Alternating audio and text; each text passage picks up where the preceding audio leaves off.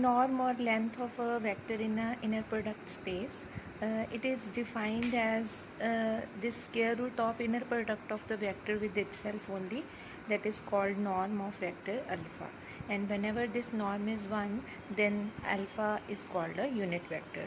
Next is Cauchy-Schwarz inequality. Firstly, we are just proving Schwarz inequality, which states that in an inner product space, in norm of this mod of inner product of alpha and beta, it is less than or equal to norm of alpha into norm of beta. So firstly, let us consider when one of the these vectors is 0, then obviously this inner product of 0 with any other vector will be 0, and its mod of 0 is 0, and on the right hand side, since alpha is 0, so norm of alpha will be 0. It implies norm of alpha into norm of beta, that is 0. So both right hand side and left hand side are equal, so result is trivial in this case when one of the these vectors is 0. Now let us assume that alpha is non-zero. Then as per definition of norm,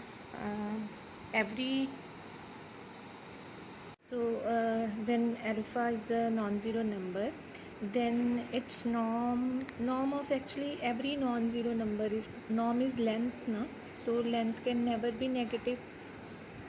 So let us consider the next case when alpha is non-negative, then norm of alpha would be positive. Norm is actually length, so length can never be negative, it is always positive.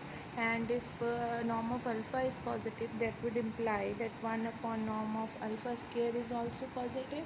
So let us consider a vector gamma as beta minus inner product of beta with alpha upon norm of alpha square into alpha. Then let us see what would be inner product of gamma with itself. It will be inner product of beta minus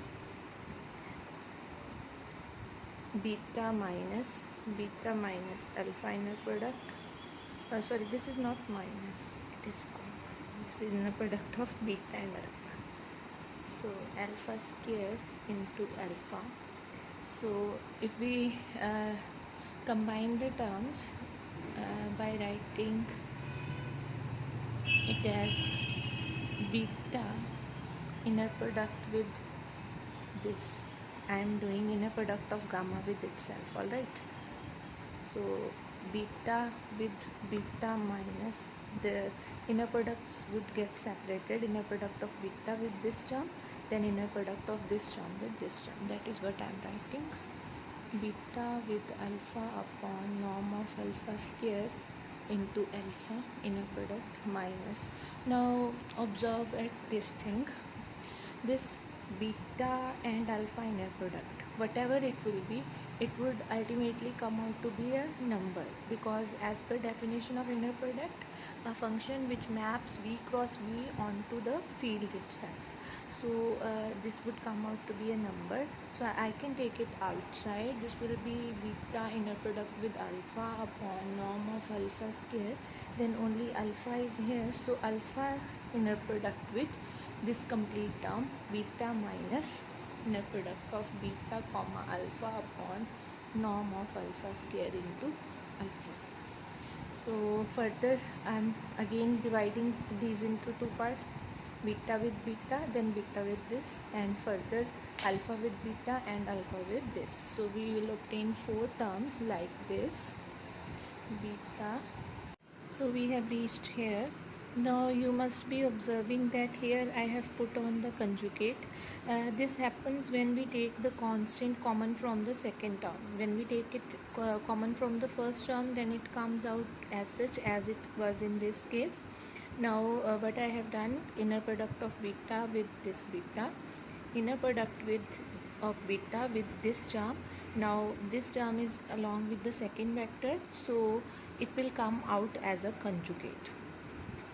This inner product, it is linear in the first variable, linear in the both of the variables, but it is the scalar from the second variable, it comes out as a conjugate. So similarly it has happened here. Inner product of alpha with beta, this term, then inner product of alpha with this term. Now this term has came out as a conjugate since it was at the second place.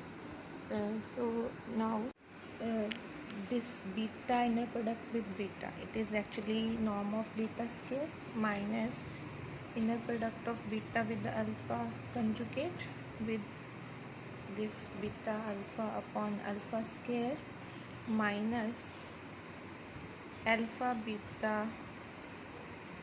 Okay, I have written this beta alpha as conjugate of alpha beta. Is that okay? Can we write it always? So alpha square plus beta alpha conjugate, this term, into beta alpha upon norm of alpha square into alpha is norm of alpha square. Now look at this term and this term. So let me cancel these two. Now observe, these two are same, so this would cancel with this. So we have reached norm of beta square minus inner product of alpha beta with alpha beta conjugate upon norm of alpha square. So this you must be knowing from your knowledge of complex numbers, that z into z conjugate, it becomes z square. So this will become alpha beta square inner product का square upon norm of alpha square. So but from where we started with inner product of gamma with itself. So this is actually norm of gamma square, and it will always be positive, norm is never negative, so this number it is positive. So let me cross multiply the terms. So this will be norm of beta square minus inner product of alpha with beta square upon norm of alpha square, it is positive. Take the LCM, it will become norm of alpha square into norm of beta square. I am taking norm of alpha square on the other side and making it 0, and taking this alpha beta square on the other side like this. So taking the square roots, we have proved that square root of this mod of alpha beta inner product is less than or equal to norm of alpha into norm of beta.